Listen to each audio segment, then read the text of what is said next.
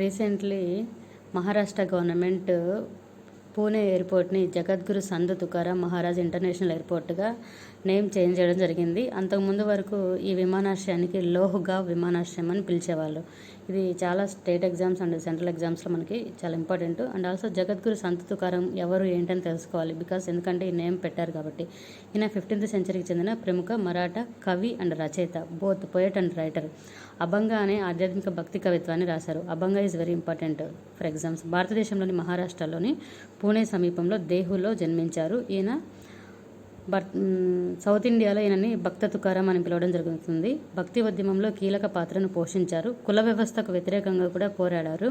నాటి సమాజంలో పాతుకుపోయిన కుల వ్యవస్థకు వ్యతిరేకంగా పోరాడారు. మనము ఈవెన్ మెయిన్స్ రాసేటప్పుడు కూడా కుల వ్యవస్థ గురించి, భక్తి ఉద్యమం గురించి అడిగినప్పుడు ఈయన గురించి మెన్షన్ చేయొచ్చు. Thank you so much.